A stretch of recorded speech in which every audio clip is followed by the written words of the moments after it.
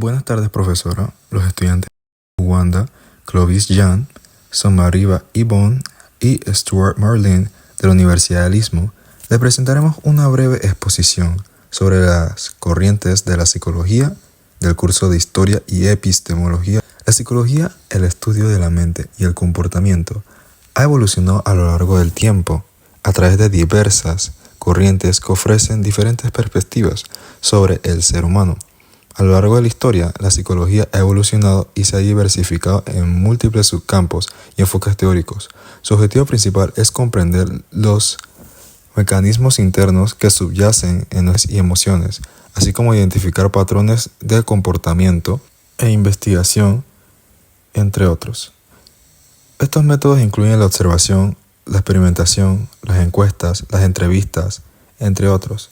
A través de estas técnicas se busca desarrollar teorías que aplican el conocimiento valioso para otras personas. Cada una de estas corrientes se aplican en muchas amplias y gigantes gamas de conocimientos, influyendo en la manera en que entendemos el comportamiento y la mente humana.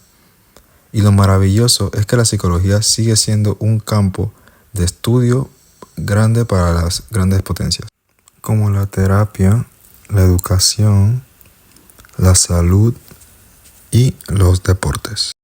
El psicoanálisis es la teoría de análisis clínico que analiza el inconsciente de las personas para tratar de entender el comportamiento y sentimientos y formas de pensar. El objeto de estudio son los procesos psíquicos inconscientes. Según el estudio de Freud, los trastornos mentales se originan de factores psicológicos, es decir, en la inconsciencia y problemas no resueltos. Dentro de los métodos de estudio se encuentra la asociación libre, la transferencia terapéutica y la interpretación, donde el paciente expresa su pensamiento por medio de ideas, recuerdos y sueños, los transfiere al terapeuta por medio de sus emociones y sentimientos y el terapeuta los interpreta para sacar sus conclusiones.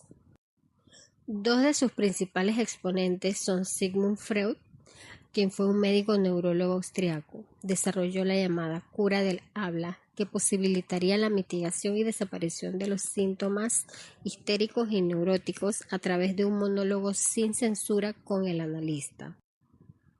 Y Anna Freud, que desarrolló los mecanismos de defensas.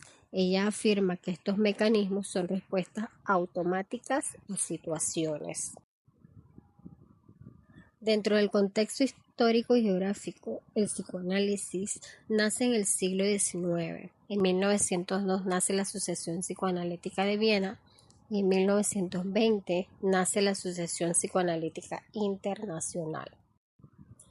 Existen dos hitos claves: la teoría adleriana, la teoría de la personalidad. Está basada en los valores y la personalidad, además de ser un modelo psicoanalítico que enfatizó además en la sensación de inferioridad de los niños desde el nacimiento. Y Anna Freud en 1936 publicó su obra El yo y los mecanismos de defensa, explorando cómo el yo se defendía frente a conflictos internos y externos, convirtiéndose en un texto fundamental en la psicología.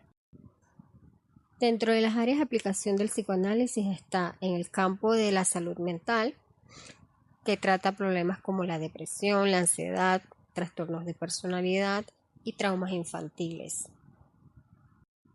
También se destaca en el campo de la antropología y las ciencias políticas, donde se aplica para analizar fenómenos como las guerras, los movimientos y las masas y la religión. La psicología cognitiva. El objeto de estudio, comportamiento humano. Estudia los procesos mentales internos como la memoria, percepción, pensamiento, lengua y resolución de problemas. Busca entender cómo se adquiere, procesan, almacenan y utilizan la información. Los métodos de estudio que son experimentos controlados, modelos computacionales y observación directa. Sus principales exponentes, que son Ulrich Neisser, considerado el padre de la psicología cognitiva, estableció las bases de esta corriente y promovió el estudio de los procesos mentales internos. Número 2. Jean Piaget, conocido por su teoría del desarrollo cognitivo en niños. Contexto histórico y geográfico. Surgió en la década de 1950 y 1960 como una reacción al conductismo radical en los Estados Unidos y en Europa, influenciado más allá por los avances en la lingüística y en la informática. Los hitos clave. Entre los hitos clave están Centros de Estudios Cognitivos en Harvard, Conferencias de Dartmouth en 1956, Cognitive Psychology de Ulrich Neisser en 1967. El número 4 está The Magical Number 7, Plus or Minus 2 de George Miller en 1956. Áreas de la aplicación profesional. La psicología organizacional, como la educación y la neuropsicología y la investigación. La psicología cognitiva y la psicología de la Gestalt. La psicología cognitiva nace en la década de 1950 como una reacción al conductismo que se enfocaba únicamente en el comportamiento observable. Los cognitivistas argumentaron que era necesario explorar los procesos mentales internos para entender completamente la conducta humana. La psicología cognitiva se vio influenciada por el desarrollo de la computación y por la Segunda Guerra Mundial. Algunas de sus principales figuras fueron Alan Turing, Noam Chomsky y George Miller. Mientras que por el otro lado, la psicología de la Gestalt surge en Alemania a principios del siglo XX como una respuesta al estructuralismo y al asociacionismo que descomponían las experiencias en elementos básicos. La Gestalt se opuso a esta fragmentación, proponiendo que la percepción es más que la suma de sus partes. Tiene influencia en la fenomenología y en la fisiología. Sus principales figuras fueron Max Wegener, Wolfgang Kohler y Kurt Kofa. Entre las dos psicologías o las dos corrientes, podemos observar que ambas estudian la mente y la cognición humana, y que influyen en campos como la educación, la terapia y la tecnología. Por el contrario, difieren en que la cognitiva se centra en los procesos internos, mientras que la Gestalt en la experiencia global. Asimismo, la cognitiva usa experimentos, mientras que la Gestalt usa la observación. La psicología humanista surgió a mitad del siglo XX como una respuesta a las limitaciones del psicoanálisis y el conductismo. Se centra en el estudio de las experiencias humanas desde una perspectiva positiva, enfatizando la capacidad de las personas para el crecimiento personal y el autodescubrimiento. Como objetivo se centra en promover el crecimiento y la autorrealización, como la autoestima y el autodesarrollo. La psicología humanista considera al individuo como un ser único y valioso.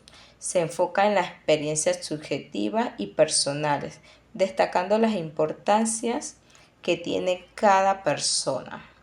Podemos mencionar a sus más destacados, como fueron Carl Rogers, que fue el desarrollador de la terapia central del cliente y promover la importancia de la actualización, y Abraham Moll, conocido por su teoría de la jerarquía, las necesidades y los conceptos autorrelacionados. Sus desarrollos en la terapia central en el cliente fue por Carl Rogers, el método de la terapéutica como enfatización de las empatías y aceptaciones incondicionales. Como sus estudios principales o sus destacados fueron la psicoterapia, la educación y el desarrollo organizacional. Como biografía podemos mencionar el libro de Eisenstein en el 2019, Psicología Básica en la Ciudad de México, el libro Arias Art 2021, Introducción a la Ciencia de la Psicología. Este fue realizado en España, Madrid. Y también tenemos a Eisand M 2019, Psicología Básica, cuarta edición, fue realizado en la Ciudad de México. Y a Lording 2020, Psicología, Objeto y Método. Esta fue realizada en la ciudad de Buenos Aires. Gracias.